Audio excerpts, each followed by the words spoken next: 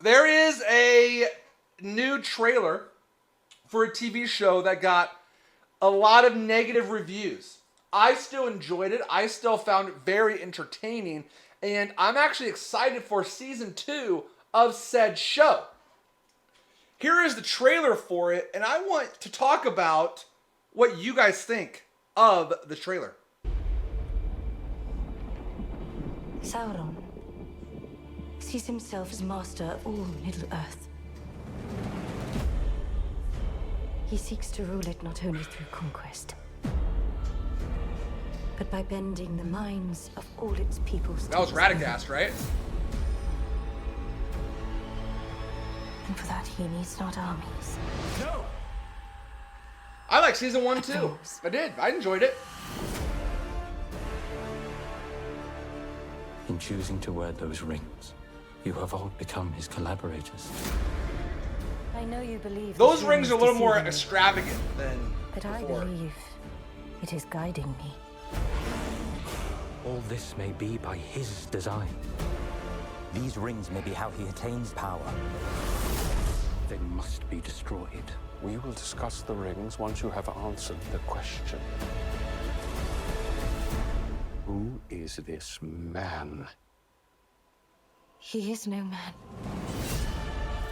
He's not. He deceived me. He is Sauron. What am I to call you? A sharer of gifts. Our work begins now. Woo! I have walked across mountains and deserts to help my friend find his destiny. One the fate of the world may depend on. Is it my task to stop the fire? Who's that wizard? Did we ever find out? Task to face Sauron. To try and cheat death might lead to an even greater catastrophe. Oh, you shall not pass. Take off the ring. Coming up. I'm afraid, Durin. Every soul in Middle-earth is in peril.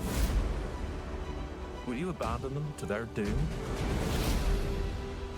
No, what have you done to me? Leave Sauron to me.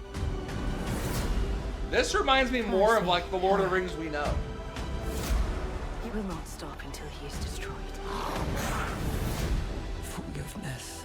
Is that Tom Bombadil? I need your axe, old friend. Fight with me. Fight with our friends!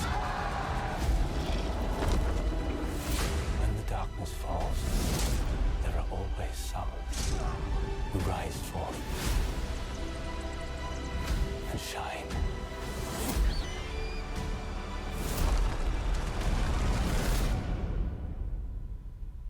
You will give me the nine.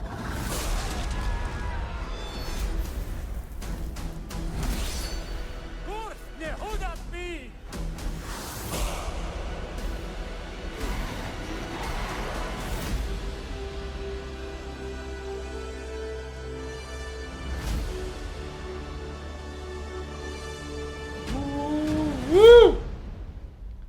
Let's go. I'm excited. I can't wait. A lot of people didn't like the show because it wasn't really canon and it's kind of taking liberties with the story. But I enjoyed season 1. I can't wait for season 2. Who's Tom Bombadil? Tom Bombadil, it was only talked about, I believe, in book 1. And he's the one that saved Frodo and then from the forest, took him in. He sings a lot.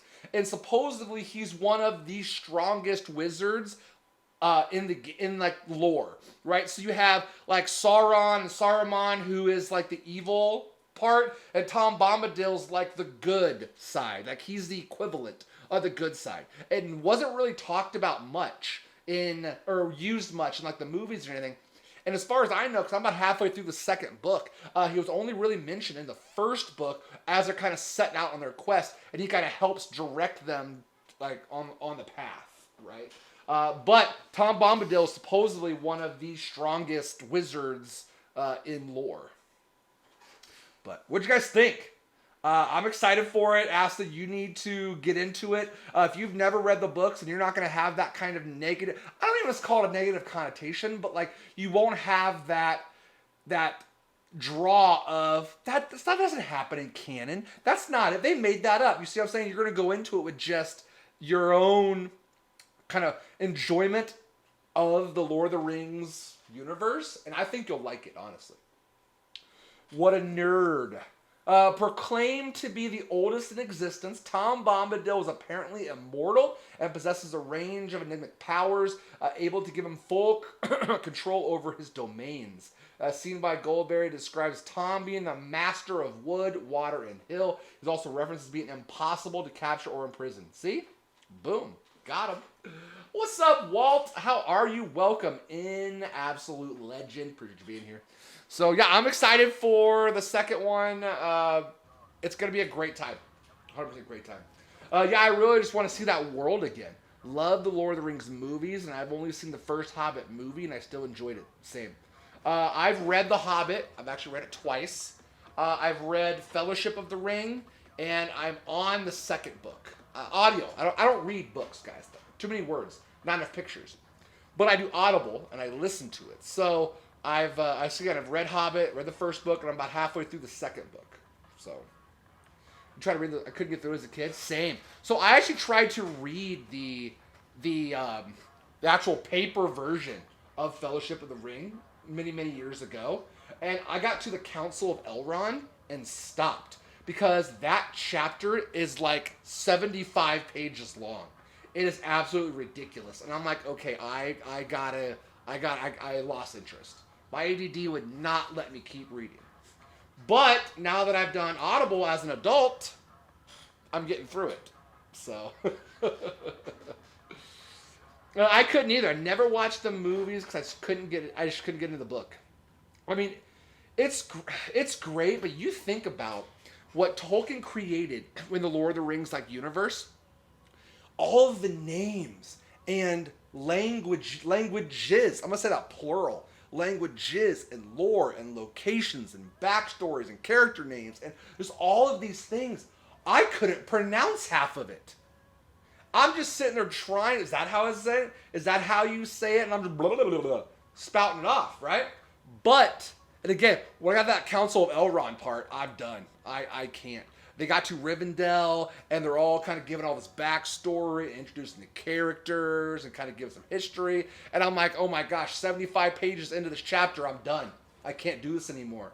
But Audible, I can't remember who does the readings for him. It does a great job. He sings, voices the characters, does a great job reading to me, and therefore I'm reading the books. I have the books, but I never got around to them. I did try to read The Hobbit recently. It was not prepared for it, kind of be written for younger readers. Yep, 100%.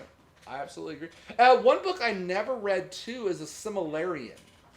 I don't know if I said that correctly. Silmarillion? Silmarillion? Whatever. I think you guys know what I'm talking about. I've never done that. I haven't read that one or anything. So that's kind of more pre-lore that I should kind of get caught up on. I can't do Audible. Why not? I guess I need to get those on Audible now. They're good. I have to look it up. I don't remember the guy's name, but he does a great job. And I thoroughly...